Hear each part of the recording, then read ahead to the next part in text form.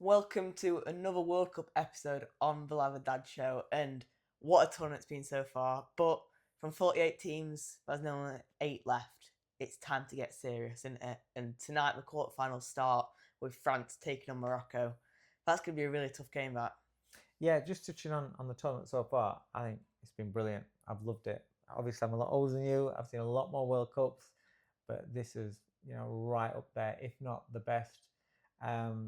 Now we're in the serious business. Yeah. That's it. One game a day? Yeah.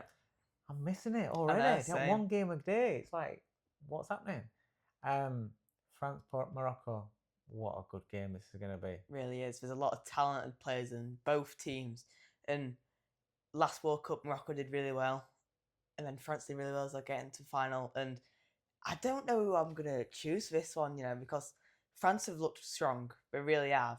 But if Morocco go at it and how they played against Brazil in their opening game, I might think Morocco might beat them, You think they could beat them? I generally think they can beat them. Well, I think France have been, without doubt, the team of the tournament so far. They've got that many attacking options, that many choices, and that many talented players that can change a game just like that.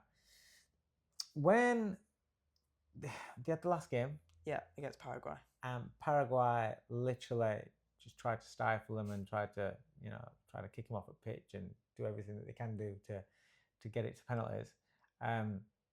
They haven't had the criticism that England got perhaps against Ghana, or do you know what I mean? But they did struggle to break them down. They did. It was a penalty that got them through at the end of the day. So they didn't really create that many chances in open play. But having said that, it is hard when a team's just sitting back. But I don't think Morocco will play it the same way. No. I think Morocco have got some flair players, some fast players themselves. They can counter really, really sharp. I think it's going to be a really good game. But how do you beat France? Because if you start attacking, they've got such a fast attack. They can just catch it, So, I don't know. I think it's a good game. I just think that I can't see past France, to be honest. I know that Morocco underdogs and, you want them to do well. But, France just looks so powerful. Just looks so good and so talented. I can't see past them. And I think it could be a case of levels tonight. Yeah, I agree with you on that. Like, you might be able to see, like you said, the level difference between both countries. And whoever wins that game goes on to play Spain or Belgium. Spain, the past few games have looked really, really good, I think, in my opinion. In a different way to France. Yeah.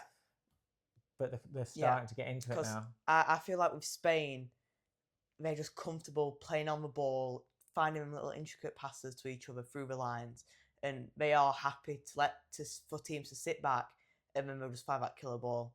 And it's like the goal against Portugal when they beat Portugal. Sad that Ronaldo's gone, but that little ball through is just class. And then the work off that. I feel like tomorrow I think they could smash Belgium. Yeah, because I've not been impressed with Belgium. No, neither. I know they turned it on in the round of 16 game. Yeah, but it's against America. Come on, and I'm glad. By the way, Donald Trump ruined the goodwill towards the American team. I think. Really did, yeah. Because we was like, oh, we hope America do well, and we're enjoying watching them play. And then when he pulls his little phone call to Infantino, he just takes that goodwill away. That's just blatant manipulation and cheating. Yeah, it really ruined it, didn't it? Yeah, it's like a sour taste. So I was glad that America lost because of that. And boy, did Belgium turn it on. They looked 4-1 peed off. So Belgium turned it on, but in the previous game, not been impressed with them at all.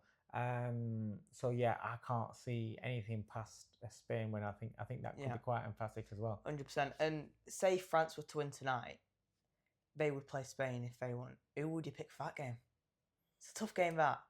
That's a really good game. It's a really good game, and we'll talk more about that when when that becomes a confirmed fixture. But just off the top of my head, mate, I'll be honest with you, I think France.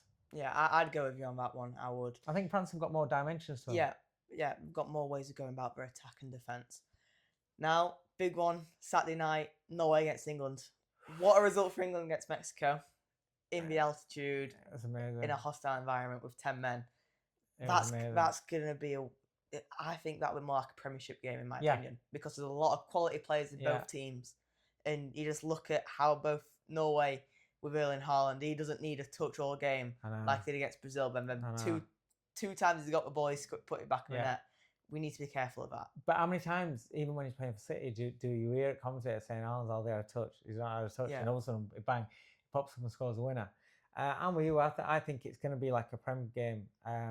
It's going to be high-paced, quite intense. It might get decided when teams start tiring out. Yeah, because then more gaps open up, and then more mistakes, and then you can capitalise on that.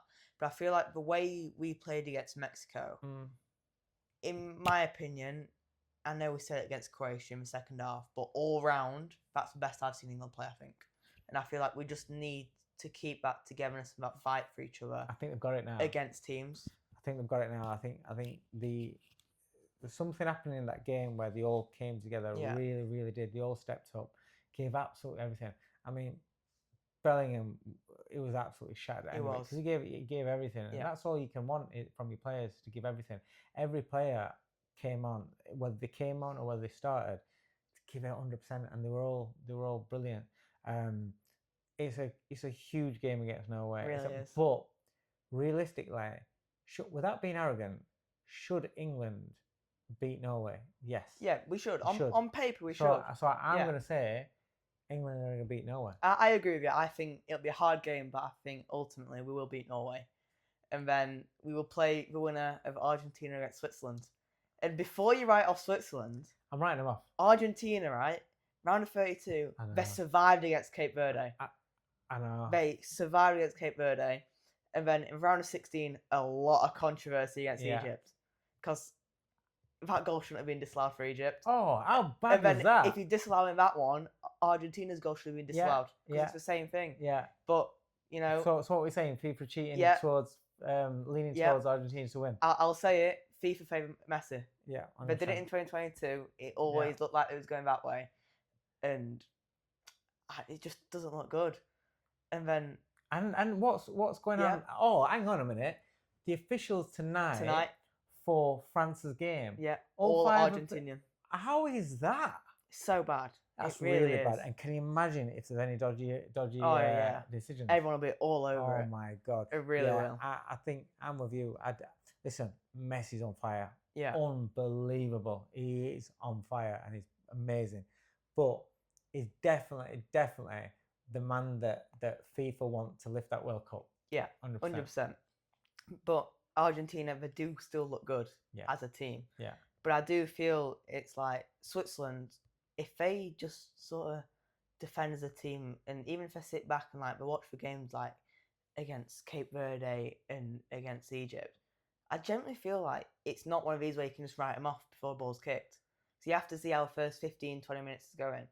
And I feel like they do have a chance of beating them. I can't see it. I know what you're saying. You know what I mean, though. I know what you're saying, but I just can't see it. I can't see Switzerland beating them. It'd be I don't great think they've got enough quality throughout, man for man, to compare and match against.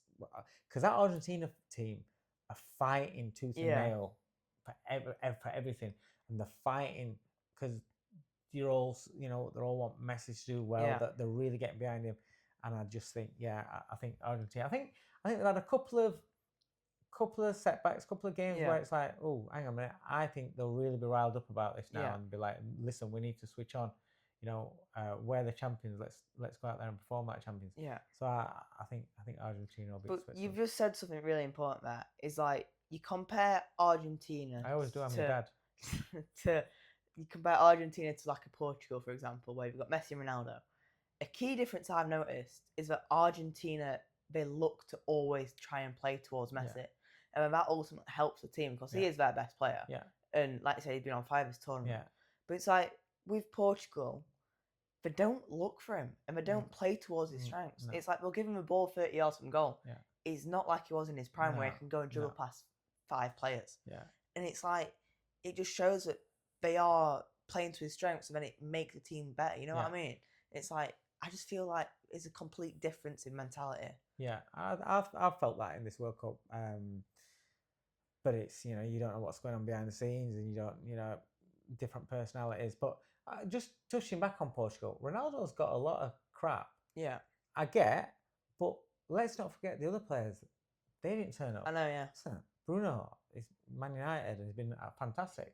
He's not done anything this World Cup. Yeah. He hasn't. João Felix, they've got so many good players in that team. Bettini even. Yeah.